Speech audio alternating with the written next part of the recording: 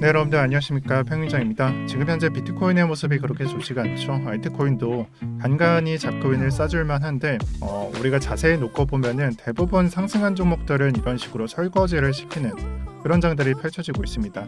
반등이 안 나온다면 그냥 꾸준하게 내려가는 정말 암울한 장이 펼쳐지고 있다라고도 볼 수가 있고, 이런 장 안에서 우리가 어떤 점을 봐야 되는지 오늘 설명드리려고 합니다. 이번 설명을 할 때는 이전에 말씀드린 부분을 좀 생략을 하고 설명하도록 하겠습니다. 18일 동안 지금 현재는 28.8K랑 30.5K를 꾸준히 이렇게 횡보 중인 모습이었는데요. 정말 긍정적이었던 모습은 24일 오후 저녁에 28.8K를 지켜주면서 이 박스권을 지켜갈 것이다라는 의지를 보여줬었고요. 그리고 그에 맞게 반등이 나와서 30.3K를 터치하고 내려갔습니다. 다음에 여기서 두 가지를 체크를 해볼 수가 있는데, 첫 번째는 고점이 낮아진 상태로 조정을 맞이했다는 것이 되겠고요. 그리고 두 번째로는 28.8K를 깨고 새롭게 저점을 이 지점 무시하고 이 박스권에서 저점을 갱신을 했다라고도 볼 수가 있겠습니다.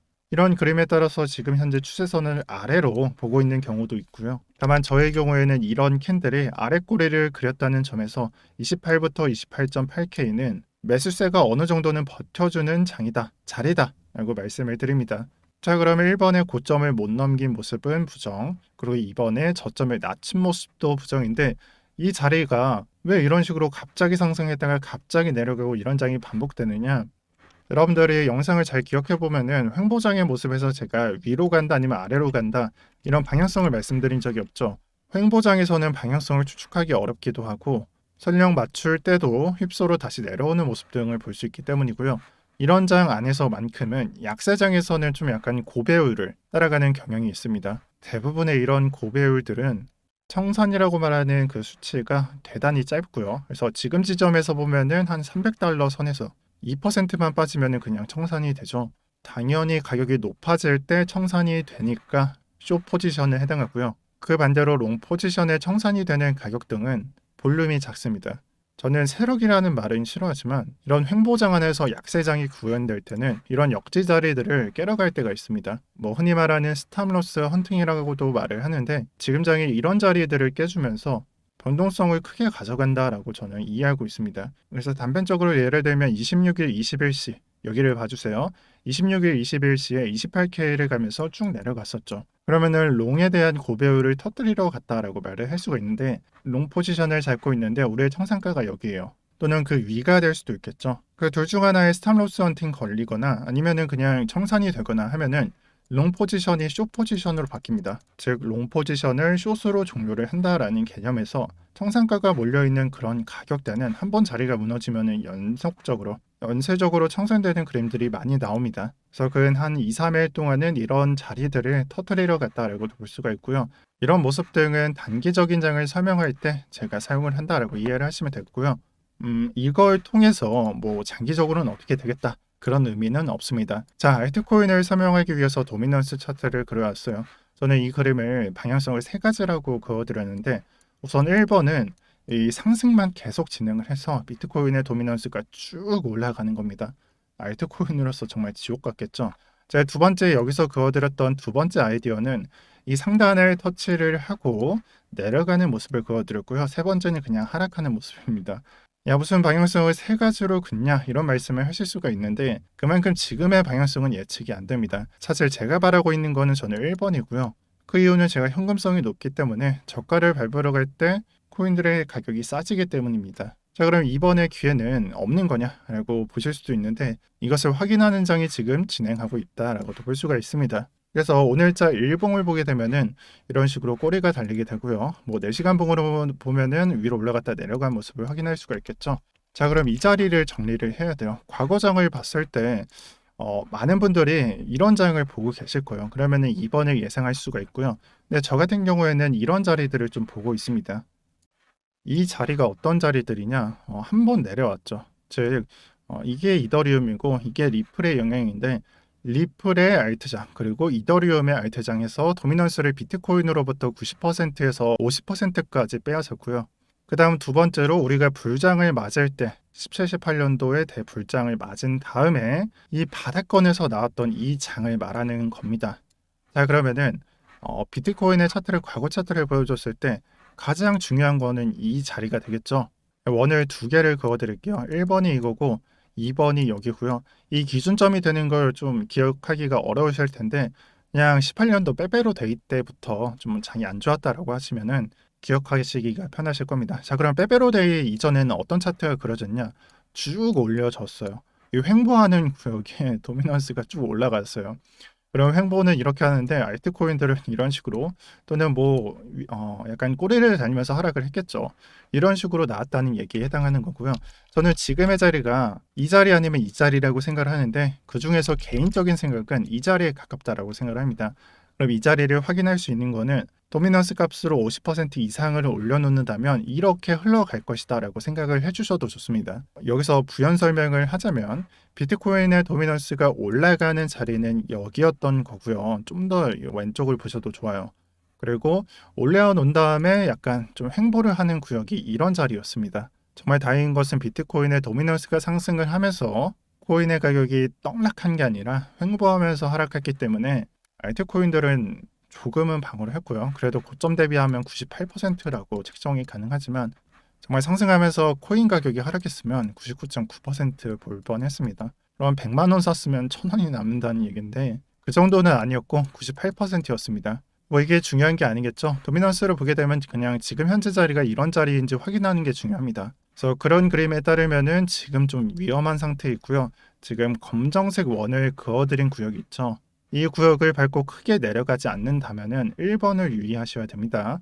그리고 반대로 그저 올려준 다음에 내려주는 장이었으면은 횡보하는 자리로서 잡코인들 조금씩 반등이 나온다라고 보셔도 좋습니다.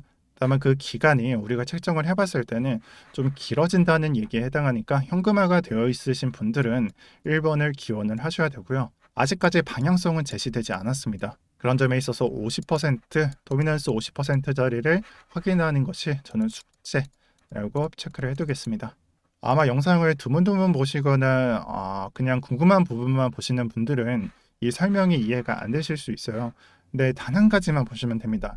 BTC.D, 비트코인의 도미넌스를 나타낸 값은 전체 시장에서 비트코인의 도미넌스가 얼마나 차지하고 있는지 나타낸 값이에요. 지금 현재 값이 이 정도가 돼서 그러면은 올라갔을 때는 좀 더 많이 차지를 한다라는 건데 전체 시총이 똑같은데 도미넌스가 이런 식으로 많이 차지한다라는 것은 알트코인에서 비트코인으로 옮겨졌다라는 것을 의미해요. 그러면은 좀 더 낮아질 때는 무엇을 의미할까요? 비트코인에서 알트코인으로 이렇게 옮겨졌다라고도 볼 수가 있겠죠. 그러면 반대는 불장이고 반대는 알트코인의 하락장인 것이에요. 제가 그런 부분을 설명드리고 있는 거예요. 그래서 알트코인으로서는 굉장히 중요한 자리입니다. 방향성을 확인하는 것은 50%가 될 것이고 아래로 내려간다면 50% 이상을 안 올라갈 것입니다. 하지만 50% 이상이 된다면 이런 그림에 해당하니까 이번 주나 다음 주나 꼭 유의하시면서 보시면 좋겠습니다. 자, 이제 어려운 설명 말고 이동평균선으로 좀 쉽게 설명을 하려고 합니다. 근데 그 전에 나스닥 한 번만 설명을 드릴게요. 짧게. 나스닥이 올라가는데 비트코인은 좀 비실비실하죠. 지금 현재 비트코인 회장이 그렇게 좋지 못하다는 걸 뜻합니다. 이렇게 짧게 축약을 할게요. 그리고 한 가지 더 말씀드리면 11K가 조금 강력하게 지지를 작용받고 있으나 반등은 아직까지 크게 관찰이 되지 않았다라는 점을 다음 주까지 좀 체크를 해두시는 게 좋겠습니다. 그리고 이평선을 보면서 무엇을 설명하려고 하냐, 저는 저점을 체크할 때 이평선을 좀 확인하면 좋겠다라는 말을 하는데요. 이 이평선으로서 제가 전에 말씀드렸던 것은 정배열이 되어 있다. 가장 이동평균선의 값이 높은 것이 아래에 깔려 있고 순서대로 이런 식으로 지금 정배열이 되어 있다라는 장은 이런 장의 모습이고 그 반대가 되는 것은 역배열로서 이 반대가 되면서 이런 식으로 역배열이 되는 것을 말합니다. 근데 역배열이 형성되지 않았는데 이런 하락장을 맞는 기본이 뭐냐? 그러니까 이런 하락장이 나오는 이유가 뭐냐라고 물어보신다면 이게 주봉의 모습이기 때문에 그렇습니다. 일봉의 모습으로 돌아간다면은 역배열이 어디서 나왔었는지 이런 것들을 확인할 수가 있습니다. 그래서 이 지점부터 확인이 가능하죠. 주봉에서 어떤 모습을 제가 여러분들한테 설명을 하려고 하냐. 오늘로서 좀 확인을 한 것은 비트코인의 이 이동평균선상 200일 선에서 그 밑으로 크게 내려간 적이 없던 걸 알 수가 있습니다. 자, 그러면 우리가 생각을 해봤을 때 이동평균선 200일 선은 200개의 주봉으로서 완성이 되는 거니까 거의 반년치 데이터를 좀 약간 한 주 한 주마다 이어준 선에 해당하겠죠.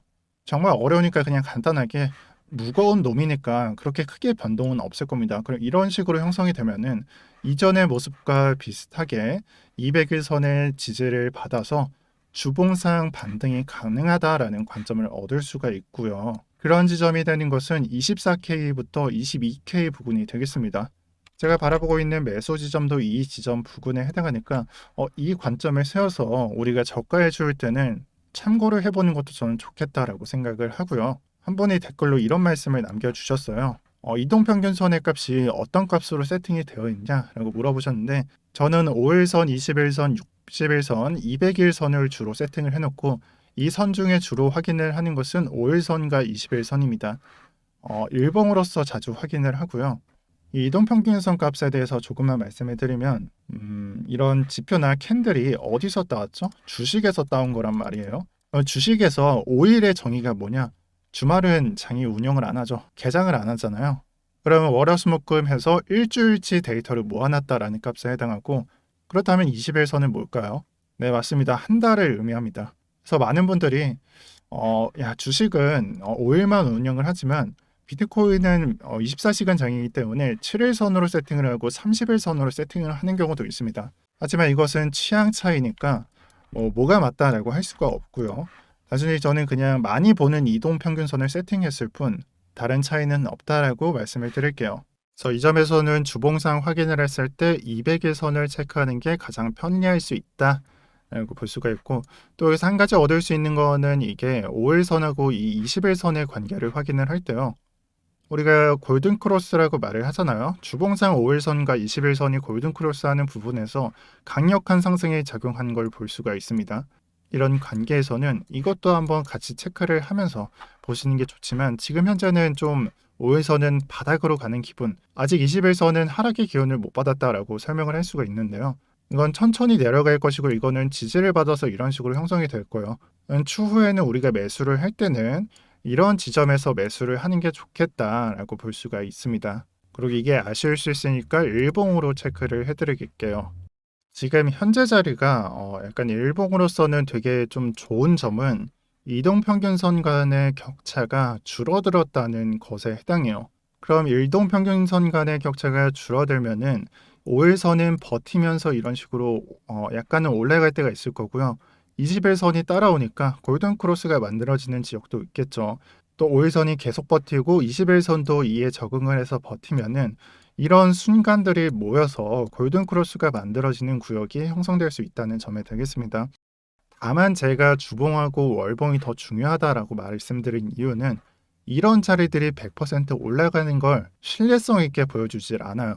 신뢰성이 있다는 것은 일봉보다는 주봉이 신뢰성이 있고요. 주봉보다는 월봉이 신뢰성이 있다라고 이해를 하시면 됩니다.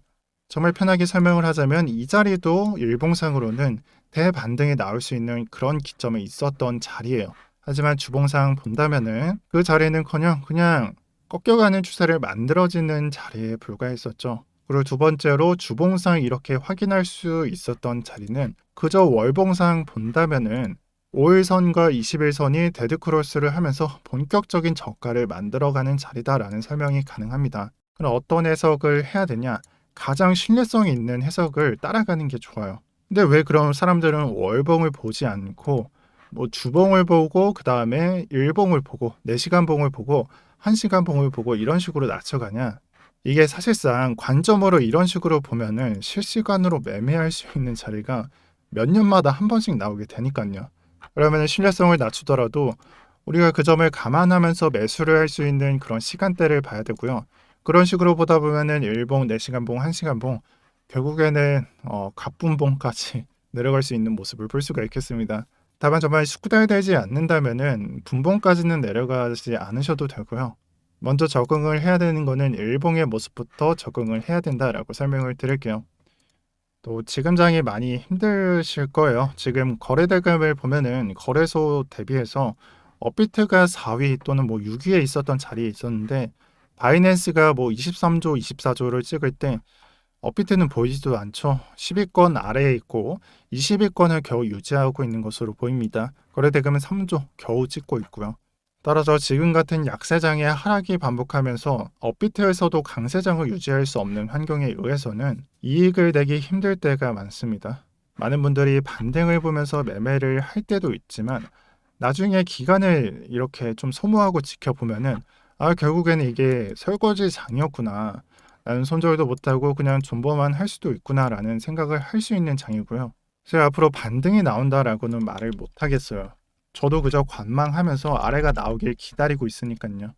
하지만 여러분들께서 들고 있는 그런 코인 등이 반등을 하는 위치에 있다면은 저는 현금 비중이 50% 이하라면 이걸 분할 매도를 들어가면서 현금을 확보하는 걸 저는 추천을 드리겠습니다. 그 반대로 이 한 달 동안 제가 말씀드린 대로 현금 비중 많이 확보가 되어 있다면 오늘 영상 기준 제시해 드린 대로 한 따라해 보셔도 좋을 것 같아요. 그래서 오늘 영상 시청도 감사드리고요. 네, 오늘 날짜 보니까 금요일이네요. 다들 주말도 잘 보내시고요. 제가 뭐 한 달에서 두 달, 또 2주에서 한 달 반이라고 표현했던 장이 이제 앞으로 한 달밖에 안 남았습니다. 관망하시는 분들은 한 달 동안 잘 버텨주시고 저는 앞으로 좋은 콘텐츠 찍을 수 있도록 노력하겠습니다. 시청 감사드립니다.